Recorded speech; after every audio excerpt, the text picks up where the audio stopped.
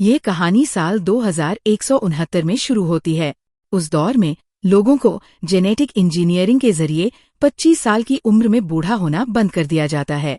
इसके बाद हर किसी को जीने के लिए सिर्फ 1 साल मुफ्त मिलता है। अगर कोई और जीना चाहता है तो उसे और वक्त कमाना पड़ता है, जो अब करेंसी की तरह इस्तेमाल होता है। आप इसे कमा सकते हैं, खर्च कर सकते हैं, जमा कर सकते हैं या इसका कारोबार कर सकते हैं। जब आपकी घड़ी जीरो पर पहुंच जाती है तो आप तुरंत मर जाते हैं। अमीर लोग हमेशा के लिए जी सकते हैं, जबकि गरीब लोग जीने की कोशिश में ही मर जाते हैं। अमेरिका टाइम जोन में बंटा हुआ है। डेटन एक गरीब बस्ती है, जबकि न्यू ग्रीनविच एक जन्नत है जहां लोग असल में अमर हैं।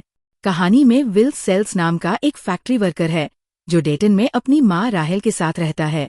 वे हर दिन सरवाइव करने के लिए संघर्ष करते हैं, क्योंकि उनकी मजदूरी मनमाने ढंग से कम कर दी जाती है। एक शाम विल एक बार में जाता है और हेनरी नाम के एक आदमी को अपनी दौलत दिखाते हुए और सबको ड्रिंक पिलाते हुए देखता है। विल सुनता है कि हेनरी के पास 100 साल से ज्यादा का वक्त है। ये एक बुरी बात है, क्योंकि फॉरेस्ट के नेतृत्व में मिनटमैन नामक एक लोकल गैंग भी उसे देख लेता है। फॉरेस्ट हेनरी को टाइम फाइट के लिए चैलेंज करता है, जो एक आर्म रेसलिंग मुकाबला है जिसमें हर कोई दूसरे का वक्त चुराने की कोशिश करता है। जैसे जैसे तनाव बढ़ता है, विल चुपके से हेनरी को बचाकर वहां से ले जाता है। छिपने के दौरान हेनरी कबूल करता है कि वह 105 साल का है, जीने से थक गया है और उस सिस्टम से तंग आ गया है जो अमीरों को वक्त जमा करने देता है, जबकि गरीब लोग दुख झेलते हैं। अगली सुबह वह अपना सारा बचा हुआ वक्त विल को ट्रांसफर कर देता है, सिवाय 5 मिनट के। विल एक पूरी घड़ी के साथ उठता है, लेकिन हेनरी को एक पुल पर बैठकर टाइम आउट होते हुए देखता है। विल अपनी माँ को बचाने के लिए भागता है, जिनके पास सिर्फ कुछ मिनट बचे हैं, लेकिन बस का किराया बढ़ गया है।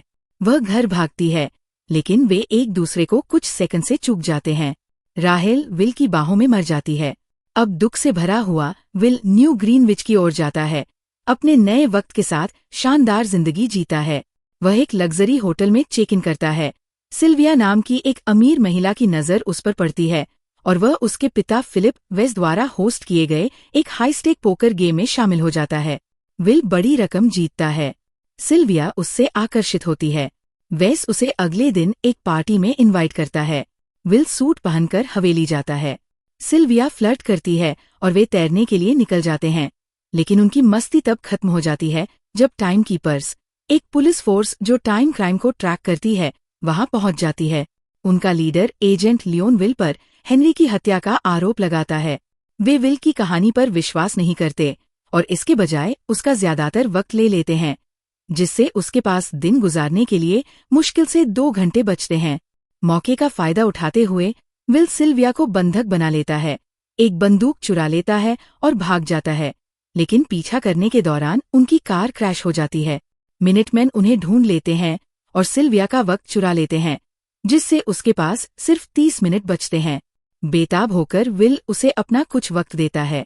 वे एक पॉन शॉप जाते हैं, उसके झुमके बेचकर कुछ दिनों का वक्त हासिल करते हैं और उसके पिता को फोन करते हैं।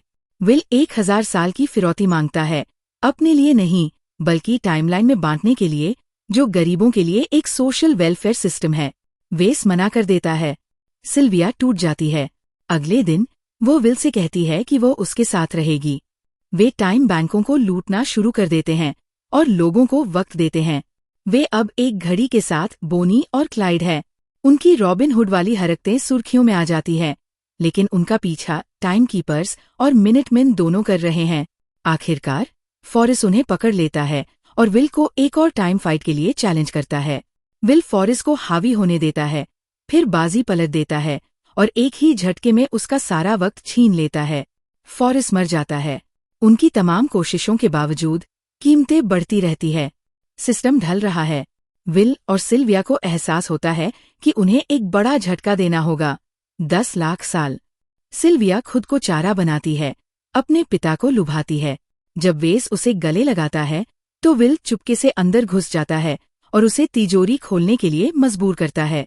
वे 1000 साल का कैप्सूल चुरा लेते हैं और भाग जाते हैं। लियोन पीछा करता है, लेकिन अपना डेली टाइम क्रेडिट लेना भूल जाता है। उसका वक्त खत्म हो जाता है और वह गिर जाता है। विल और सिल्विया सेकंडों के अंतर से बचते हैं, ठीक अपनी घड़ियां खत्म होने से पहले विल कैप्सूल सड़क पर एक लड़की को दे देता है।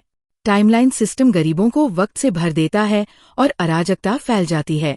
कारखाने बंद हो जाते हैं, लोग जोन पार करते हैं और टाइम कीपर्स हार मान लेते हैं। विल और सिल्विया किंवदंती बनकर गायब हो जाते हैं।